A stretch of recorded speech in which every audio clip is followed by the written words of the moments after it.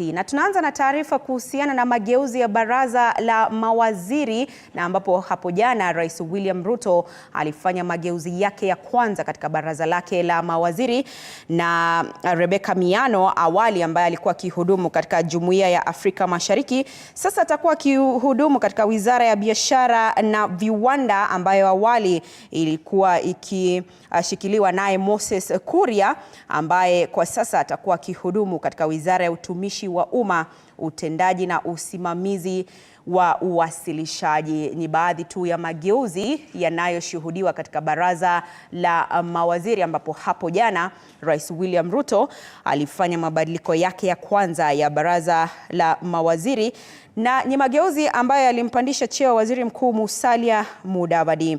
Tuangazie mengine ambapo unaviona kwenye kiwambo chako ni Moses Kuria ambaye awali alikuwa akihudumu katika Wizara ya Biashara na Viwanda, na sasa atakuwa akihudumu katika Wizara ya Utumishi wa Umma, Utendakazi na Usimamizi na Uwasilishaji kama nilivyotaja awali.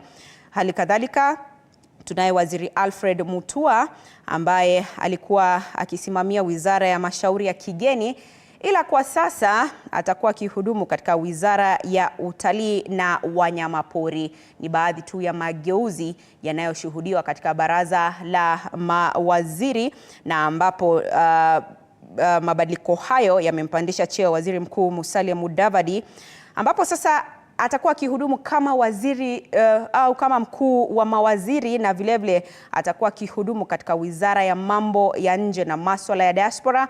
Ni wizara ambayo awali ilikuwa ikishikiliwa naye Alfred Mutua. Hivyo basi tunazidi kuona tu mabadiliko chungu nzima katika baraza la mawaziri. Swali likiwa ni je, Rais William Ruto amefanya mabadiliko haya labda kwa sababu gani, iwapo ni kuwafikia malengo yake kama serikali ya Kenya Kwanza? Tuangalie Alice Wahome. Waziri Alice Wahome ambaye awali alikuwa akihudumu katika Wizara ya Maji, kwa sasa atakuwa akihudumu katika Wizara ya Ardhi, Kazi na Umma na Maendeleo ya Miji, ndio wizara yake mpya. Waziri Alice Wahome ambaye awali alikuwa akihudumu kama waziri katika Wizara ya Maji. Mtazamaji, tunazidi tu kuangazia mageuzi ya baraza la mawaziri kama unavyoona kwenye kiwambo chako.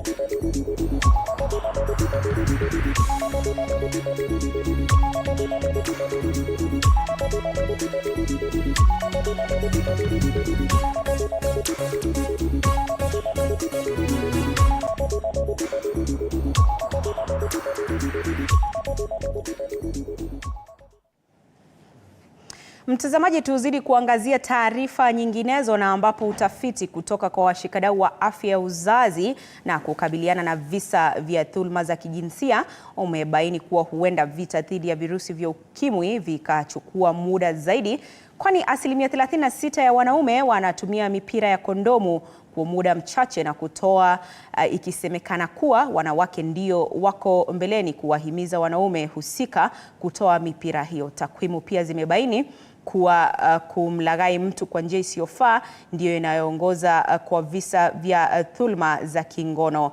Mtazamaji, tufululize moja kwa moja hadi katika eneo hilo ambapo tunasikiliza yanayojiri. What is on the ground. So the study might have been done in Mukuru, but it's more of a reflective also within the larger Nairobi County. The only aspect that Mr. Bit, and I looked at it, is also just on the issue of harmful practices, on the issue of either FGM, something that is now emerging within our county that maybe might not have been looked at. But I'm glad that it has happened, in the sense that most of the things that have been alluded to, there's already something that's being done. In terms of our toll-free lines, as I'm talking now, we are having a meeting. There's another meeting going on somewhere else on what to do about our toll-free lines. I've always complained we have so many toll-free lines. So when we look at the indicator on where do you seek help or who do you call, we have so many numbers that even if I were a survivor, I don't think I would be able to pick it up. So we are looking at how the national, and I hope State Department of Gender is here, that we can have one toll-free line and then linked to all the others that are there as one of our way forwards in terms of how do we enable the survivor to be able to reach out accurately and be able to be supported. On the issue of the data, last week alone we were having a training on gender data that we were trained by KNBS. And every time when we have this data, sometimes we don't look at it as part of programming and interventions. But I'm glad that, again, this is very timely, so that this same data, the training that we had and integrating data, gender data into our programming is something that is going to really, as a way forward from this, is something that we've been able to pick up. The previous speaker has also talked about religious matters in terms of GBV. As a county and working with an organization in Erela, we came up with a hutba or a hutba guide that also has the Christian component of it on how we can work together with the religious sector. We are hoping to be able to launch the same guide, GBV sermons, for the religious sector. We are hoping to launch the same during the 16 days, because then that brings in the component of what do we do about the religious leaders as just a matter of following up on what has already been raised within the disseminations today. I'm glad also the issue of the safe spaces came up. Yesterday we had an assessment. We had dissemination findings of an assessment that was done again within Nairobi County of the safe spaces that we have within the county and how they're delivering their services. And again, we do have a challenge. We just thought that when you have a safe space, you get a survivor and you go and put them there. We have operational costs. We need HR that is qualified, professional in how they manage survivors, so that we do not lose them out, so that we do not re-traumatize them again when they come to our safe houses. So that is also something that we have put into consideration and working on it. As a county, you saw all the bosses were here. I'm being told the governor is also requesting to be here in the next few minutes when he finishes on the other side. I'm hoping that we can also be able to seek and want that the county leadership leads us in matters of GBV and SRHR to our adolescents. I know the adolescents who are here, most of them who brought out the script. You know what? We have a slogan that says, lazima to make Nairobi. Lazima Nairobi? Nairobi ni mbwe? Yeah, so the governor himself will be able to take you that. But again, looking at the issue on technology, that has come out very clearly, and it's something like we might not have put it as part of abuses in what we do, but because of this, then we are seeing a lot that we can be able to work with as we look at these findings and have them supported. I am hoping that I will have an opportunity to have this same dissemination done to the county leadership in a forum that they can also interrogate and be able to support us in matters of bringing out what is necessary. I would have wished the National Police was here, because again, they are a very key component in how they support us in matters of survivors of sexual violence and gender-based violence, and even now supporting the current SRHR issues. We have our facilities that are adolescent responsive. We are no longer using friendly, because how friendly is friendly? We just want to see that we are responsive enough. And also looking at our SGBV integrated facilities within the health sector that are now around 60, that we can be able to provide these services across board. You do not have to go to a standalone facility. Wherever you go to have these facilities, services provided, you will be provided for. In the event they need to do a referral, it will be their responsibility to ensure that that referral is done. So I know I can talk the whole day, but I want to just take this opportunity to say thank you very much for this that you have done for us. Yes, we feel we have been marked.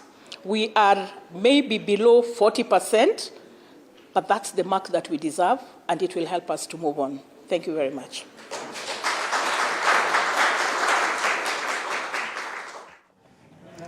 Mtazamaji, ni kikao hicho ambacho kinajiri katikati mwa mji wa Nairobi. Bila shaka mwanahabari wetu Elizabeth Atieno anazidi kufuatilia taarifa hiyo kuhusiana na utafiti wa afya ya uzazi. Tutakuwa tunakupakulia mengi zaidi mwendo wa saa 1 na saa 3 mtawalia. Lakini katika taarifa nyingine ni kwamba mfanyakazi mmoja katika hospitali ya Mama Lucy amepewa kifungo cha miaka 37 na mahakama baada ya kupatikana na hatia ya ulanguzi wa watoto na uzembe kazini. Fred Leparan amehukumiwa baada ya hakimu mkuu Esther Kimilu kusema kuwa mahakama inaamini kuwa hakuwa na huruma wala majuto. Fred alikamatwa na Selina Adundo ambaye ni mtuhumiwa mwenzake ambaye amepewa miaka 2 gerezani au kulipa faini ya shilingi 300,000. Hakimu amesema kuwa mahakama inaamini kuwa Fred alipaswa kuwalinda watoto hao kwani amefanya kazi kwa muda mrefu kwa kuwatumikia jamii. Therefore, they are persuading with this court to give a deterrent sentence for him to comprehend the offense. The report by the probation officer was negative. As stated by all the parties, sentencing is a discretion of the courts, and I relied on one case among many others, the case of Francis Daramba. The Court of Appeal noted as follows: sentencing is a discretion. Judiciary sentencing policy guidelines sets out 6 objectives of sentencing as follows: retribution, deterrence, rehabilitation, restorative justice, community protection and denunciation. Na gavana wa Nyamira amewapongeza madaktari wa gatuzi la Nyamira baada yao kuchukua hatua ya kusitisha mgomo ingawa matakwa yao hayajatekelezwa kikamilifu. Wakiongozwa na mwenyekiti wa tawi la Nyanza wa KMPDU Steve Ndong, madaktari hao wametia sahihi mkataba wa makubaliano na gavana Nyaribo, Ndong akizidi kuwahakikishia wananchi kuwa watapata matibabu kuanzia hii leo katika hospitali ya rufaa ya kaunti na nyinginezo. They know the challenges we have in Kenya, particularly in terms of economy. We have engaged and agreed that some of the issues they had will be addressed immediately and some will be staggered so that in 6 months I think everything will be addressed. They are good people, serving people of Nyamira, and I congratulate them for agreeing to return to work before full implementation. As I've said, in the future, we don't expect any strike because we are the same people, working for the same people. We'll be engaging more. We have also managed to get an assurance from the Nyamira County government that our surgeons, orthopedic surgeon, our ENT surgeon, and our urologists who have not been having all the necessary equipment will get the equipment that will enable them to begin seeing patients as the county government budgets for more equipment to be availed in our facilities. And ladies and gentlemen, I want to say that because of these promises that have come straight from the horse's mouth, we feel it would be prudent if the strike is called off while we sort out behind the scene issues while members of Nyamira. Na kamishna wa ukanda wa Mashariki Paul Rotich ameomba ushirikiano kati ya wananchi na vyombo vya usalama ili kutokomeza janga la utovu wa usalama linalokithiri maeneo ya mpakani wa Meru na Isiolo. Akizungumza wakati wa ziara yake katika eneo bunge la Igembe Kaskazini ambapo kumekuwa na visa vya wizi wa mifugo na mauaji ya wafugaji, Rotich amesema serikali kupitia idara ya usalama inapania kukomesha uovu huo katika siku za hivi karibuni. Aidha, swala la usafirishaji wa madawa ya kulevya pamoja na biashara zingine za magendo zikiwemo za watu kutoka nchi jirani zimetajwa kuwa na ongezeko katika eneo hilo, serikali ikihapa kukomesha. Na tukikuja kufanya kazi mashinani, tunakuja pia kurekebisha mahali ambapo tunaona sio sawa. Na wakati tulitembelea yale camps ya maofisa wetu, shughuli yetu kubwa ambayo imetuleta hapo ni kuona kama kweli inatosha tuweke kambi ya polisi. Tumekuwa na matatizo ya wizi ya mifuko, na mara nyingi kukitokea tunapoteza mali, na pia tumeshuhudia kupoteza kwa maisha ya wafugaji ama ya binadamu, na imekuwa kilio kikubwa. Na chama cha kitaifa cha walimu nchini KNUT kimelalamika kuwa kiasi cha pesa kinachotumwa shuleni kufadhili gharama ya elimu kimesalia bila kubadilika kwa zaidi muongo mmoja, huku gharama ya maisha ikipanda kwa karibu 50%.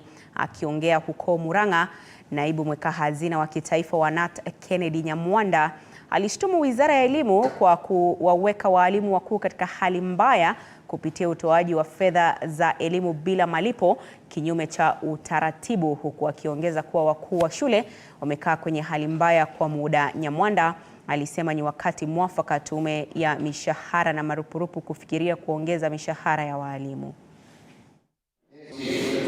Capitation is an issue in our schools, right from primary to secondary schools. Capitation is an issue.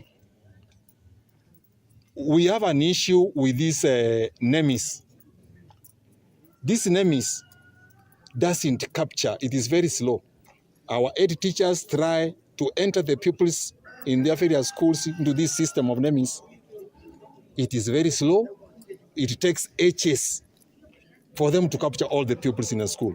And at the end of the day, you find if a school has a population of 600, the government is only sending capitation for about 280 pupils who are captured in the NEMIS, which is wrong.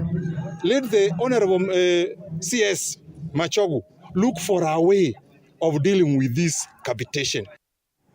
Barabara hii imegeuka kuwa ya mauti, ndizo semi za baadhi ya wanaotumia barabara ya Southern Bypass jijini Nairobi, ikiripotiwa kuwa zaidi ya ajali 4 zimeshuhudiwa kwa muda wa siku 2 tu. Mamlaka ya kitaifa ya barabara kuu KENHA ikilaumiwa kufuatia ukarabati unaoendeshwa na idara hii, ila kulingana na baadhi ya walioshuhudia ajali hizi wamelaumu waendesha magari kwa kuendesha magari kwa kasi. William Moige na taarifa hiyo kikamilifu.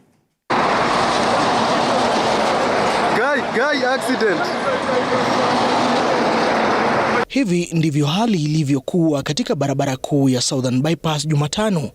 Wakenya kupitia mitandao ya kijamii walielekeza lalama zao kwa mamlaka ya kitaifa ya barabara kuu nchini KENHA kufuatia ajali hizi,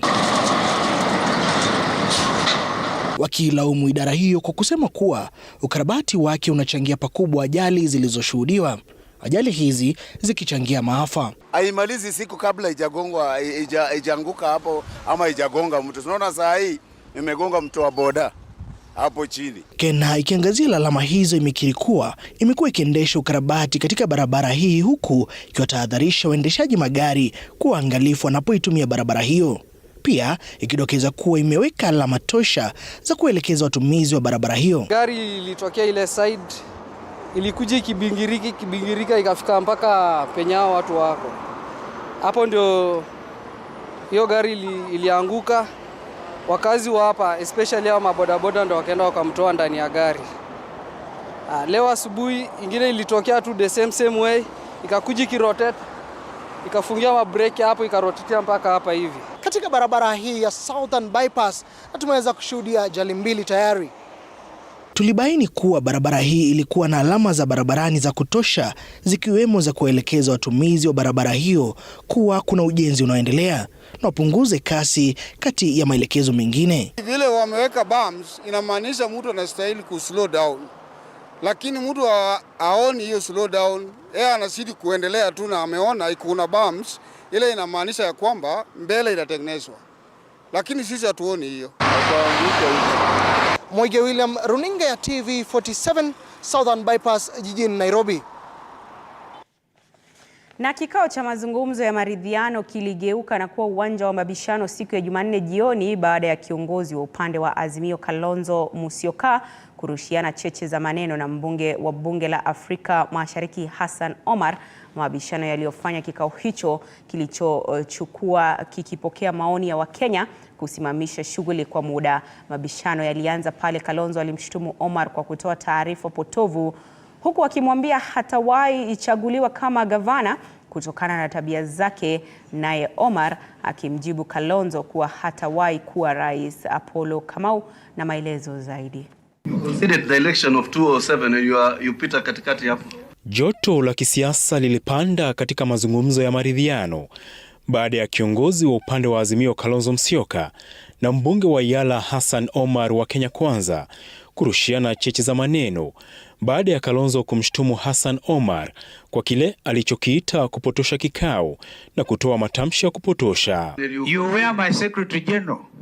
The election of 2007 and you pita katikati hapo. No, that's a different thing. Kindly finish 1 minute. Of course I did. It's a fact I did, and I said to your country. Kindly Suba, finish. You know, when you stop being childish, Omar, we'll make progress. Hassan, let's don't get angry, sir.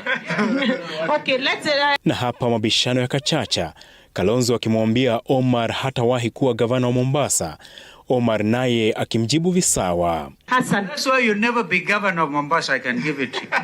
That's why now this is going president of Kenya. I can give it to you. My session. Hassan, I kindly request that you contain yourself. Hassan. Kalonzo aliyeonekana kukasirika na kile alichokitaja kama tabia za kitoto, alisema ameibika pakubwa kwamba Omar aliwahi kuwa katibu mkuu wa chama cha Wiper. So well. Everybody. I'm so ashamed that at one time he was secretary general of my party. I really apologize. I now want to beg. Hii si mara ya kwanza kwa Omar kubishana na wanachama wenzake.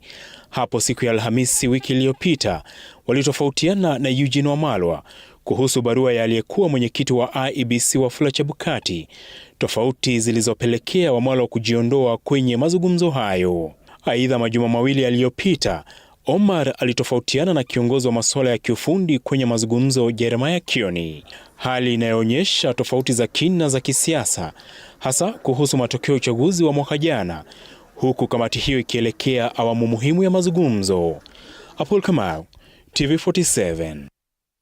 Asante sana Apollo Kamau kwa taarifa hiyo. Mtazamaji, sasa tudunde viwanjani.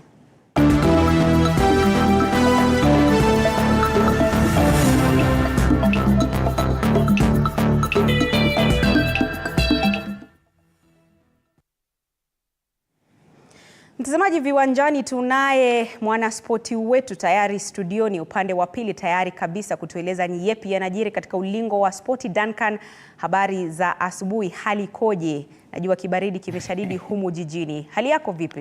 Hali yangu njema. Wanasema kama wewe ni mwanaspoti basi kibaridi kisije kukuingia. Kwa hivyo nahisi tu mambo ni ya kawaida. Asante sana kuungana nasi. Msimu wa mwaka 2023 wa ligi kuu ya volleyball nchini ulikamilika hapo jana.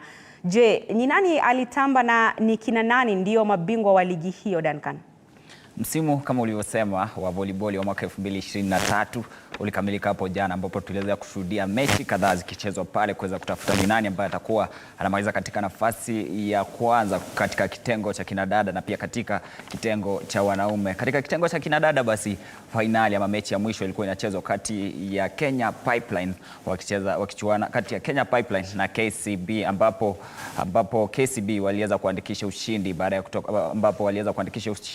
baada ya kutoka nyuma Kumbuka walikuwa wameshindwa seti ya kwanza kwa alama 25-18, lakini wakashinda seti ya pili kwa alama 25-19. Seti ya tatu wakashinda pia kwa alama 25-21, alafu seti ya mwisho na seti ya ushindi basi wakaweza kuandikisha ushindi wa alama 25-21, wakitawaza kama mabingwa wa mwaka 2023 kwa mara ya kwanza tangu mwaka 2008. Kumbuka pia kikosi ambacho wamekuwa wakitawala katika michuano ya bara Afrika wakiwa mabingwa wa bara Afrika katika kitengo cha vilabu mwaka 2022 waliposhinda kule nchini Tunisia. Katika kitengo cha wanaume, Andrin, nikueleze katika kitengo cha wanaume basi Kenya Prison iliweza kuwabwaga mabingwa watetezi GSU kwa seti 3-1. Andrin. Naam, Duncan, anaelewa timu ya taifa ya wachezaji wasiozidi umri wa miaka 20 wanajiandaa. Je, kunani? Timu ile ya kinadada ya soka ambayo inajulikana kama vile Rising Starlets wanazidi kujiandaa. Watakuwa wanachuana ama watakuwa wanashiriki katika mechi ya kufuzu kwenye dimba la kombe la dunia la mwaka 2024. Lakini dimba la wachezaji wasiozidi umri wa miaka 20 na wasiozidi umri wa miaka 20 kumradhi. Lakini pia watakuwa wanachuana na Angola. Wakimalizana na Angola basi kutakuwa na mechi nyingine kati ya mshindi wa mechi kati ya Cameroon na Burkina Faso. Kumbuka hapo jana katika maandalizi yao katika yale maandalizi yao basi waliweza kuandikisha ushindi wa mabao 18-0 walipokuwa walipochuana na Kawa Pride. Ni kumbuka wanaongozwa na kocha pia ambaye ni kocha mkuu wa timu ya taifa ya kinadada, timu ile wachezaji wenye uzoefu ambaye ni Beldin Odemba. Timu ile itakuwa inachuana ama Rising Starlets watakuwa wanachuana na Angola siku ya Jumapili ijayo, na wakimalizana basi na Angola watakuwa wanaelekea katika mkondo wa pili kuweza kutafuta mshindi wa mechi ile. Kama nilivyosema, atakuwa na mshindi wa mechi ile kati ya Rising Starlets atakuwa anachuana kati ya Rising Starlets na Angola, basi atakuwa anachuana na Cameroon, watakuwa anachuana na mshindi kati ya Cameroon na Burkina Faso. Naam. Duncan, tuzungumzie dimba la soka la dunia wa mwaka 2030 ambalo litachezwa barani Afrika. Kwa mara ya pili wanasema it's coming back to Africa. Kwa mwaka 2010 dimba lile lilichezwa barani Afrika pale nchini Afrika Kusini. Mwaka ujao mwaka 2030 basi tutakuwa nachezwa nchini Morocco, lakini kumbuka ni nchi tatu ambazo zitakuwa mwenyeji wa dimba ile. Kutakuwa na Hispania, kutakuwa na Ureno ambao ni Portugal, na pia kutakuwa na Morocco. Lakini mechi tatu za kwanza zitakuwa zinachezwa mechi za kwanza basi zitachezwa kule barani North America, ambapo mechi ya kwanza itakuwa kati ya Argentina na Uruguay. Kumbuka itakuwa dimba special kwa sababu itakuwa inaadhimisha karne moja tangu mchuano zile ziweze kuanza. Kwa hivyo mechi zile za kwanza zitakuwa zinachezwa kule North America. Wanasema kwa mara ya kwanza basi inachezewa katika dimba la kombe la dunia, basi itakuwa inachezwa kwenye bara tatu, na pia zitakuwa zinachezwa kwenye nchi tatu. Nchi ambazo zitakuwa kamili zinachezwa nchi ambazo zitachezewa dimba lile ni Morocco, Hispania na Ureno. Na ligi ya klabu bingwa bara Ulaya, matokeo yalikuwaje ya usiku wa kuamkia leo? Kati ya matukio ambayo tuliweza kushuhudia kwenye dimba lile la klabu bingwa bara Ulaya, tuliweza kuona mapema mechi ambazo ziliweza kuchezwa mapema saa 2:30 hivi. Atletico Madrid iliweza kuandikisha ushindi wa mabao 3 dhidi ya Feyenoord. Celtic ikapigwa na Lazio mabao 2-1. Halafu Borussia Dortmund ikatoka sare tasa dhidi ya AC Milan. Newcastle wakaweza kuwachabanga wenzao PSG mabao 4-1. Halafu mechi mbili za mwisho ambazo ziliweza kuchezwa, Leipzig ikapoteza bao moja kwa mabao 3 dhidi ya Man City. Porto ikapigwa na Barcelona bao 1-0. Andrin. Naam, Duncan, tunapohitimisha tueleze tunatarajia nini leo kwenye matukio ya spoti? Kuna kuna zile michuano za Europa ambapo tunategea tuweze kuona mechi ambazo zitakuwa zinachezwa pale usiku wa leo. Kwa hivyo ni kati ya yale ambayo tutakuwa na kuandalia. Lakini pia ukumbuke leo usiku huwa tuna kipindi maalum ambacho ni kipindi cha VAR ambao tunazungumzia maswala ya michezo. Je, ni kipi ambacho kimefanyika na ni kipi ambacho kinazidi kuendelea? Lakini kando na hayo, Andrian, michuano ya vilabu vya Europa basi itakuwa inachezwa leo usiku. Naam. Asante sana mtazamaji, huyo amekuwa ni mwanaspoti wetu Duncan Mutua hapo tu akitueleza yanayojiri katika ulingo wa spoti. Bila shaka asante sana Duncan.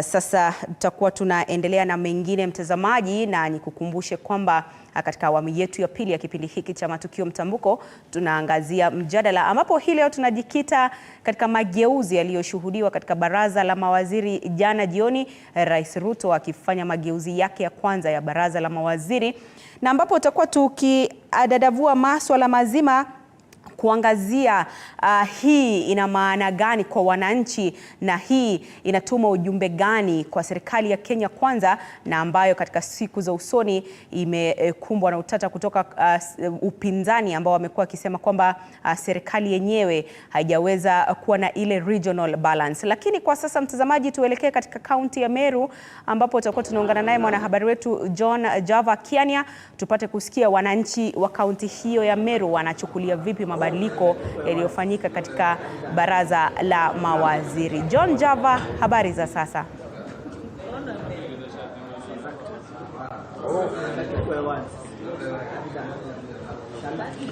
Naam, shukran tena sana Andrin Kilemi na kupata vyema hapa katika kaunti ya Meru, na nimekita kambi katika bunge la kaunti ya Meru, na kikubwa ni kwamba kinachozidi kuzungumziwa kwa sasa ni kuhusiana pia na mabadiliko katika wizara mbalimbali ama katika baraza la mawaziri katika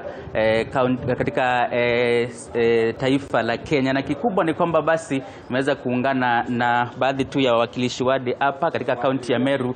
Moja kwa moja ningetaka pia nizungumze na wewe, karibu tena sana. Labda unaweza tuelezea mabadiliko umeyaona jana, labda ni sehemu gani, ama unahisi labda serikali ama rais amefanya ipasavyo kuhakikisha ya kwamba baraza linapata kila mtu ambaye anayefaa?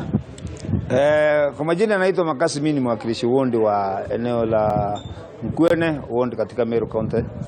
Na rais jana amefanya mabadiliko jana, na kwangu mimi mabadiliko yamenifurahisha sana kwa sababu rais anataka kutekeleza wajibu wake, na kuna ile manifesto yake anataka kutekeleza, na alivyofanya jana naunga mkono kwa sababu yeye mwenyewe hao watu anawajua, mawaziri wote anawajua, na amewapima mahali kwa zile ndoketu walikuwa. So wengine wametolewa mahali labda hawakufanya vizuri, wakapelekwa mahali nyingine labda mahali hapo watafanya vizuri, na wengine wamefanya vizuri sana wakatolewa kwa zile ndoketu labda hazina uzito sana, wakapelekwa kwa zile ziko na uzito. Kwa hivyo kwangu mimi kama mwakilishi wondi na MC wa hii eneo, na munga mkono rais kwa yale aliyofanya kufanya mabadiliko, na mimi nafikiria sio badiliko la kwanza atafanya. Kutakuwepo na mabadiliko mingi, na mabadiliko rais anayofanya kwa sababu anataka Kenya iendelee, na anataka watu wafanye kazi, wananchi wafanywe kazi, ndio maendeleo yaweza kupatikana Kenya. Labda tumeona Kirengo, mheshimiwa Kirengo kutoka kaunti ya Meru akipata ubalozi kule Somalia. Labda kauli yako ni gani? Namshukuru sana kwa kumkumbuka mheshimiwa Kirengo, amempeleka Somali kama ambassador huko. Hiyo amelifanya kama ni kusundi. Rais amefanya hiyo kwa sababu amekusundia kumpeleka huko kwa sababu soko kubwa ya miraa iko Somali. Na amefanya vizuri, amempeleka Meru ambaye ametoka sehemu inakuza miraa, mahali soko inafai. Kwa hivyo ile promise alipewa wa Meru ya kwamba atamchukua mmoja wetu ampeleke mahali kuna soko ya miraa ndio aweze kushughulikia soko ya miraa katika Somalia. Kwa hivyo amefanya kusundi rais, na ninamwambia asante kwa sababu ametekeleza ile promise alikuwa amepewa Meru. Na asante sana. Labda nitazungumza na mheshimiwa wa manispaa ya Meru. Labda kauli yako ni gani, na labda ni wizara gani umehisi labda imefanya vizuri? Kwa majina ni Caleb Mutethia ambaye nasimamia manispaa ya hapa municipality, na mabadiliko ambayo rais ametekeleza. Kwanza nataka kumshukuru kwa kumpeleka Musalia Mudavadi kwa ile docket ya foreign affairs, because Musalia Mudavadi has served in the same again, na anaelewa sana mambo ya kushirikiana na nchi hata za nje. I think this one will perform better than mwenye alikuwa hapo Moses Kuria, lakini kidogo pia niko na concern kubwa sana kumpeleka Moses Kuria mahali amempeleka kwa docket ya public service, ambayo it's the performance of the government. Everything will be revolving around that docket. So naona pale kidogo amefanya mzuri saidi moja. Ingine unajua sisi sengine tuchukwangi Moses Kuria na a lot of seriousness, the way he talks and the way maybe hiyo ni maoni yangu. Kwa hivyo nahisi kwamba Moses Kuria pale kidogo sikutarajia, lakini kwa Musalia Mudavadi, yes, again I feel to congratulate the president because of also appointing one of us, Kirengo, kumpeleka na kumpatia nafasi kuwa ambassador Somali. Kama vile mwenzangu amesema, Kirengo will perform a lot because we feel that we need a market for miraa for our people. Yes. Asante sana kwa kuzungumza na TV47. Labda hii ni kauli ama hizo ni kauli tu za baadhi tu ya wakilishi wadi kutoka hapa katika bunge la kaunti ya Meru, na kikubwa ni kwamba wametoa kauli zao na wamesema ya kwamba basi swala nzima la mabadiliko ya baraza la mawaziri litakuwa muhimu katika utendakazi wa serikali ya Kenya Kwanza. Kutoka hapa kaunti ya Meru, sina la ziada. Jina langu ni John Java. Asante sana John Java Kiane, mwanahabari wetu wa gatuzi hilo la Meru, hapo tu akisema na baadhi ya wakazi kuhusiana na mageuzi ya baraza la mawaziri. Sijui maoni yako ni gani mtazamaji? Sema nasi kupitia mitandao yetu yote ya kijamii. Kwenye mtandao wa Facebook tuko live ni TV47 Kenya, kwenye mtandao wa X ni @TV47 News, utanipata @kilemi_Andrin. Hapa studioni tunazidi kuangazia mageuzi ya baraza la mawaziri, na sipo peke yangu, ninaye mchanganuzi wa maswala ya kisiasa Bwana Stephen Mwakesi. Asante sana Mwakesi kuungana nasi studioni. Asante Adrian, nimeshukuru kwa. Asante sana. Tuangazie mabadiliko yaliyofanyika, na kwenye kiwambo chako mtazamaji ni kwamba Musalia Mudavadi ambaye amekuwa ni mkuu wa mawaziri atasalia kuwa mkuu wa mawaziri, ila ameongezewa majukumu na sasa atakuwa akihudumu katika wizara ya mambo ya nje na maswala ya diaspora.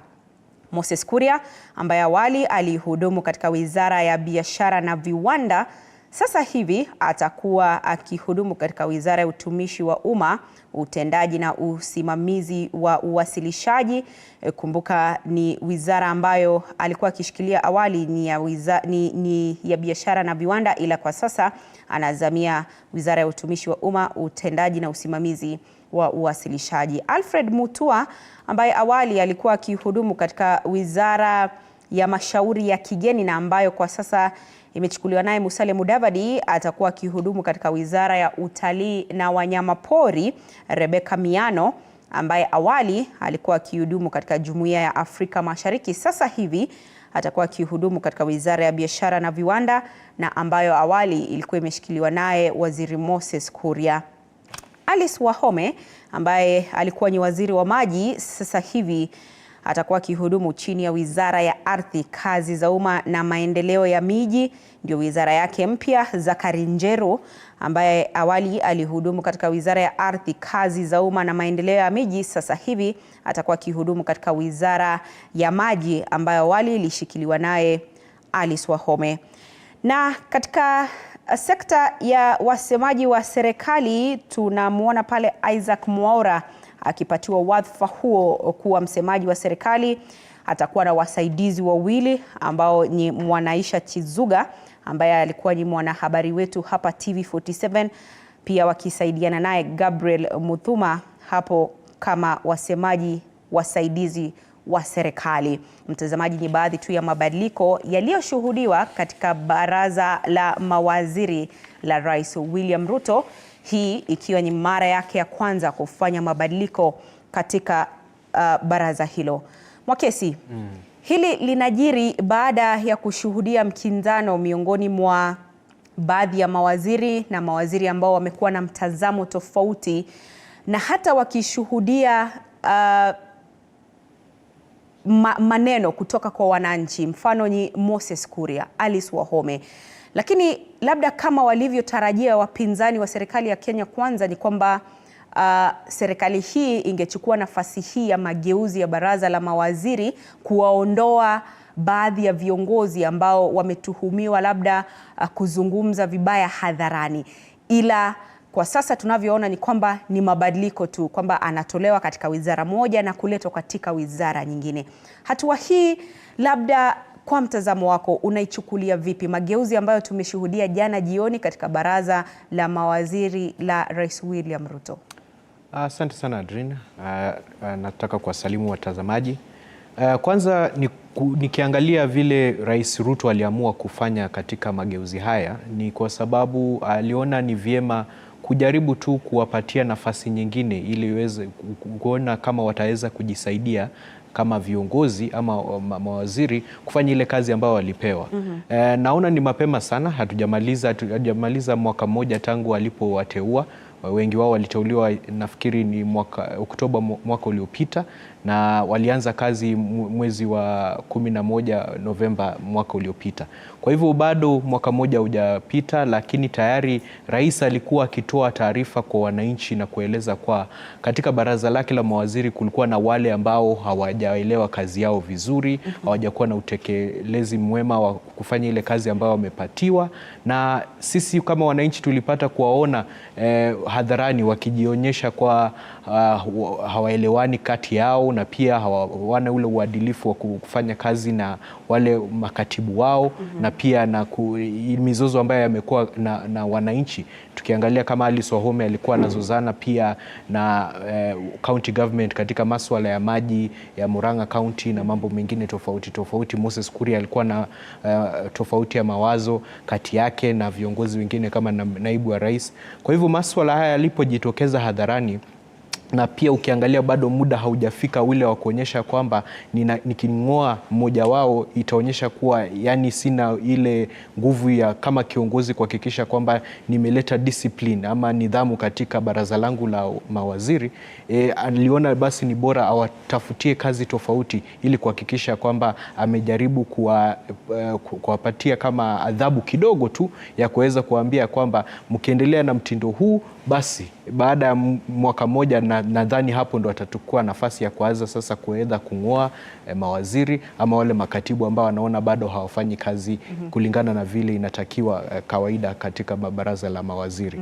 Kwa hivyo kwangu sasa naona ni kama anacheza siasa kwanza kuhakikisha kwamba, ukumbuke serikali yake imeundwa na coalition.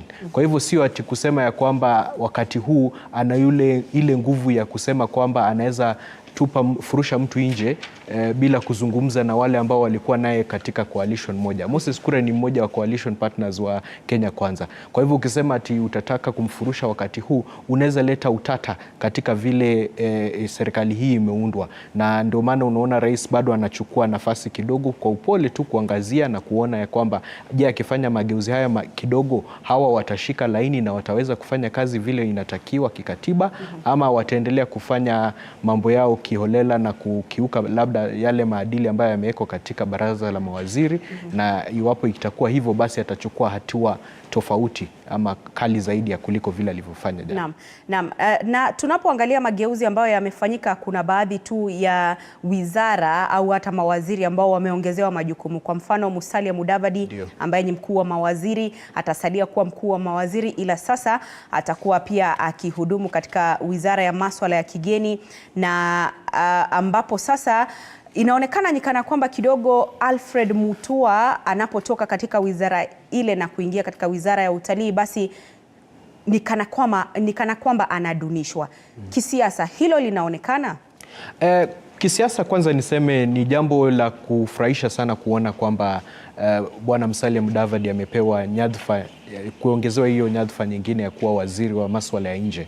Na ni kwa sababu ilikuwa ni jambo la kusikitisha kuona ya kwamba, unaona ukiangalia katika utabaka ya vile nchi za nje zinaangalia ama kuangazia uongozi wa Kenya, mtu wa kwanza wanaangalia ni rais, wa pili ni naibu wa rais, alafu watatu ni hata si mkuu wa mawaziri, ni huyu wa foreign affairs, kwa sababu maswala yote ya kigeni yatazungumziwa na huyo waziri wa maswala ya nje ama ya mambo ya kigeni. Kwa hivyo kumpa hii nyadhifa hii inaongezea kwa ile nyadhifa nyingine ya kukua mkuu wa mawaziri katika nchi yetu ya Kenya. Hapa Kenya ndio yeye ndo anasimamia mawaziri, lakini kule nje ilikuwa Alfred Mutua alikuwa na hadhi ya juu kumuliko yeye vile unavyoangalia maswala ya nchi ya nje. Kwa hivyo kumuongezea nyadhifa hii inamaanisha anapoenda kule nje akizungumzia maswala ya Kenya na akizungumzia mambo ya kuhusu vile mahusiano kati ya nchi zetu na hizo nchi zingine za nje, wanaichukulia na uzito ambao unahitajika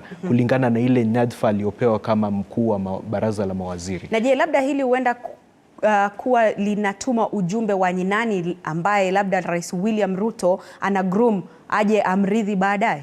Ndio, na inaweza kuwa ni hivyo, lakini kazi ni kwa Bwana Musalia Mudavadi. Ukumbuke ndio unaweza kuwa unagurumiwa na unaweza kuwa ukiongezewa nyadhifa, na ndio kisiasa unaonekana kuwa unaendelea kukua katika zile majukumu ambazo unapewa. Lakini usiporudi kuhakikisha kwamba umetengeneza kule nyumbani na kwamba unaweza kushika wananchi na kuja na kura wakati inapohitajika mwaka wa 2027, basi hiyo yote utakuwa imefanya ikipotea. Kwa hivyo ni muhimu sana Bwana Musalia Mudavadi kuchukua nafasi hii, sio kusema tu ndio nimeongezewa majukumu sasa mimi niko na nyadhifa kubwa, lakini pia aende pale chini na hakikishe kwamba kuongezewa majukumu haya yanaongezeka pia kwa vile atakavyoonekana kama kiongozi wa eneo la magharibi, na kuhakikisha kwamba ameleta watu pamoja na kumsaidia kisiasa. Kwa Alfred Mutua naona kama pia alipopelekwa pia si pabaya vile. Wizara ya tourism na maswala ya wanyama pori ni wizara ya maana sana. Inahakikisha kwamba yule ambaye anasimamia pale wizara hiyo anaonekana katika nchi za nje sana.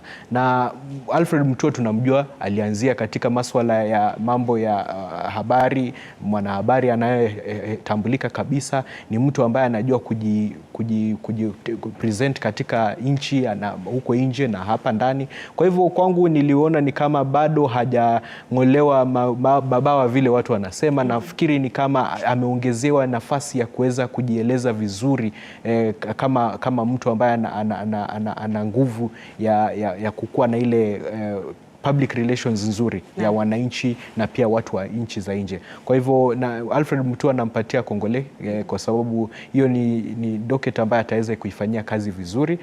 Panena Malonza pia amepewa nafasi ya pili ya kuweza kujiendeleza. Najua kulikuwa na shida kidogo katika alipokuwa anasimamia wizara hiyo, lakini sasa amepewa nafasi ya kwenda kuzungumza na marais. EAC ni wizara moja ambayo inasaidia katika kuzungumza na marais na nchi zetu jirani. Kwa hivyo pia itampatia nafasi ya kuwa na hadhi ya juu kidogo, pia kuweza kujiendeleza kama mwanasiasa ambaye anayekuwa. Kwa hivyo kuna wale ambao wamesaidika vilivyo na kuna wale pia wameumia. Bila shaka. Asante sana kwa hilo Bwana Mwakesi. Mtazamaji, unazidi kufuatilia kipindi hiki cha TV47 Matukio, ambapo tunaangazia mageuzi ya baraza la mawaziri, mageuzi ambayo yalishuhudiwa jana jioni. Kwa sasa tufululize hadi katika kaunti ya Turkana tupate kusikia hisia za wananchi kaunti hiyo ni gani. Kitio Mika, iwapo unanipata habari za sasa, hali ikoje katika gatuzi hilo la Turkana na maoni ni gani kuhusiana na mageuzi ya baraza la mawaziri? Naam, asante sana mwenzangu Andrin Kilemi. Bila shaka tunakujia moja kwa moja kutoka kaunti hii ya Turkana, hususan hapa mjini Lodwar kwenye kaunti hii. Bila shaka Rais hapo jana ameweza kufanya mabadiliko katika baraza lake la mawaziri, na tukaona baadhi ya mawaziri wameweza kubadilishwa kutoka wizara nyingine na kuelekea hadi wizara nyingine. Na hivyo basi wakazi wa kaunti hii, je, wana maoni gani kuhusiana na mabadiliko katika baraza la mawaziri ambapo Rais wa Jamhuri ya Kenya aliweza kutangaza hapo jana? Moja kwa moja nikaweza kuzungumza na wakazi wa kaunti hii. Tuanze kwa majina yako na utuambie wewe mwenyewe unakubaliana na ile mabadiliko ya baraza la mawaziri? Mimi naitwa Areman. Mabadiliko ya jana, unajua ni rais mwenye mamlaka na alifanya, lakini pia bado tu ya watu wako ndani. Unajua sisi tulikuwa na sania anatoa na anaweka watu wengine wapya, kwa maana ile watu tu bado ni wale tu, ni politics ndio iko hapo.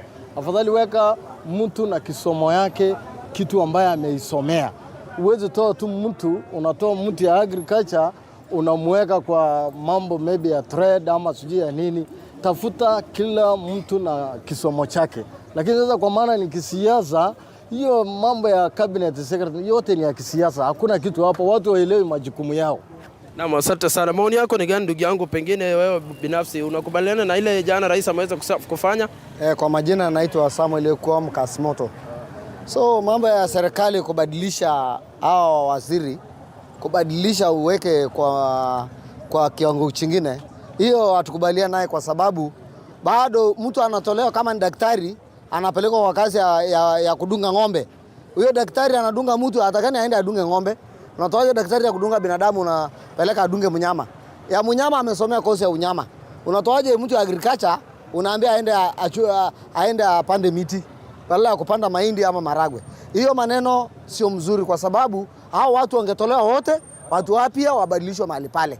Badala ya kurudisha unarudisha the same person. Alikuwa amelala huko, tena unamtoa mahali alikuwa amelala, tena unampeleka mahali pengine. Wanatakana waende nyumbani. Asante. Pengine maoni yako ni gani ndugu yangu? Songea hapa hivi. Unakubaliana na ile rais alifanya hapo jana? Kwa majina naitwa Oye. Mimi ninakubaliana na mabadiliko ambayo rais alifanya, kwa kuwa rais ndio msimamizi wa kabineti yake na anaelewa huyu naonekana amelala upande huu, anaweka upande huu, anatoa huyu, anaweka upande huu.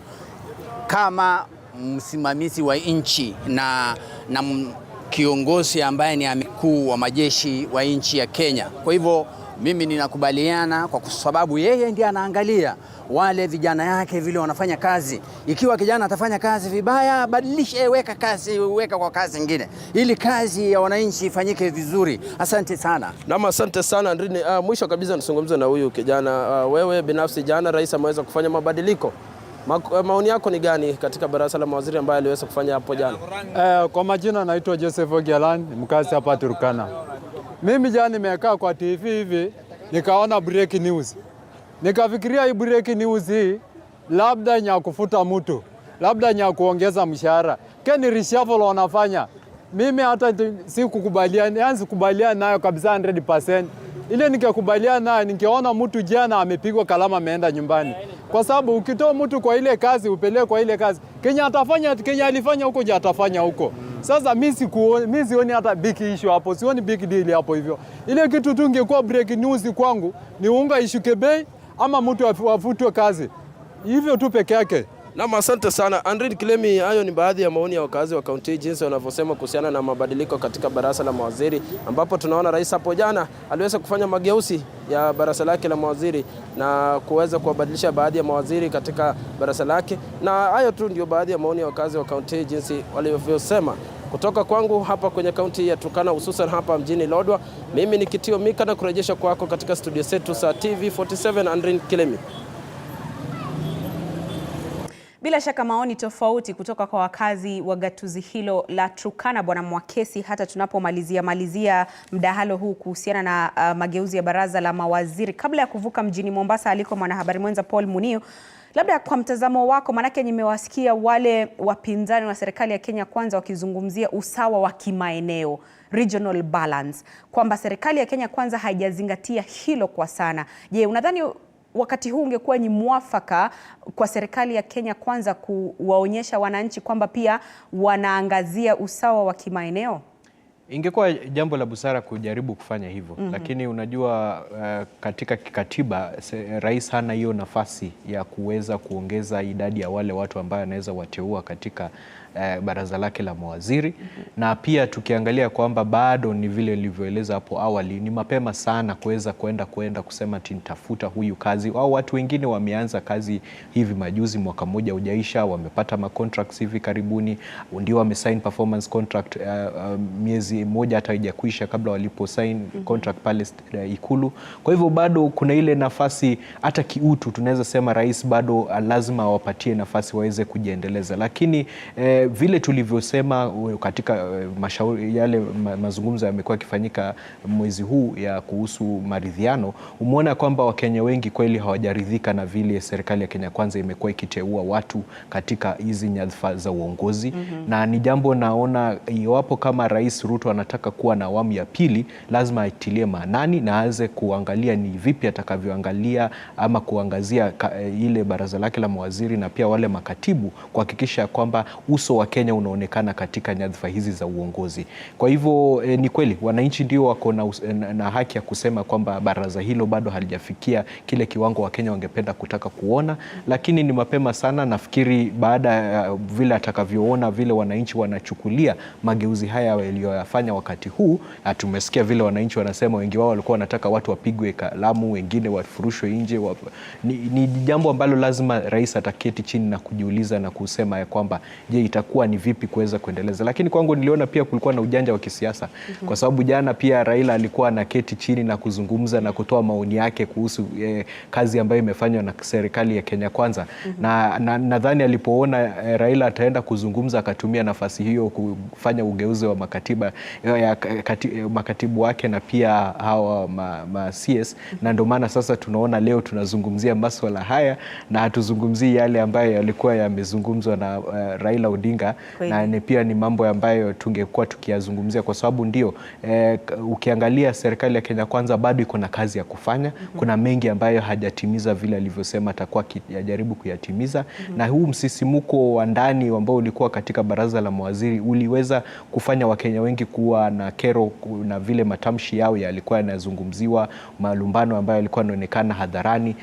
Na ndio maana naona alipojaribu kufanya mageuzi haya alikuwa anajaribu kuleta nidhamu kidogo katika baraza hilo la mawaziri. Naam, naeleza kwamba tuna dakika 2 tu na ningependa tuweze kuangazia hili la Terry Ramadhani na ambaye alikuwa amefutwa kazi KEMSA, ila kwa sasa tunaona kwamba ameteuliwa kama naibu balozi. Je, huku ni kutukuza ufisadi? Manake alikuwa anakumbwa na maswala ya ufisadi, lakini kwa sasa tunaona uteuzi wake kama naibu balozi. Hili lina maana gani? Hii nimeona ni kama ni jambo la kisiasa kujaribu kukwepa maswala mengi ambayo yangejitokeza. Kumbuka Terry angekuwa anafaa kuulizwa ajibu mashtaka ya maswala ambayo alikuwa anatokea pale. Pia angekuwa yeye mwenyewe anajaribu kujitetea kulinda kazi yake kwa sababu aliambiwa asimame kando, haikumaanisha alifutwa. Kwa hivyo kulikuwa na labda ugumu pale na rais akaona ingekuwa ni busara badala ya kushinda kulumbana na yeye Terry na kuanza mambo mengi na kuleta siasa, joto la kisiasa kuhusu usimamizi wa shirika hilo, basi akampa nyadhifa hiyo ya kwenda kufanya kazi nchi za nje. Lakini kwangu mimi naona hii sio njia mwafaka ya kuweza kukabiliana na maswala haya. Ni vyema wale ambao wameonekana walipewa nafasi ya kuongoza mashirika na mambo tofauti wawe na nafasi ya kubaki hapa nyumbani na kujibu yale maswali magumu ambayo yanaulizwa. Na unajua zile fedha za KEMSA hazikuwa za Kenya peke yake, ilikuwa pia na fedha za nchi za nje. Kwa hivyo pia sijui inapeleka ujumbe upi kwa hawa wafadhili ambao wamekuwa kitoa fedha hizi ambazo kutusaidia sisi katika maswala ya afya, wanapoona mtu kama huyo ambaye kulikuwa na maswali ama tashwishi kuhusu vile alikuwa anavyoendesha KEMSA anapewa nyadhifa nyingine ya kuenda kusimamia na kurepresent nchi yetu katika nchi za nje. Naam. Asante sana Bwana Stephen Mwakesi, mchanganuzi wa maswala ya kisiasa. Shukrani kwa kuungana nasi hapa katika kipindi hiki cha TV47 Matukio. Mtazamaji, tukiangazia mageuzi katika baraza la mawaziri. Kumbuka ni mjadala ambao unaendelea kote nchini, ikizingatiwa kwamba mageuzi hayo yalifanyika hapo jana wakati ambapo Rais William Ruto alitoa taarifa na kupitia vyombo vyote vya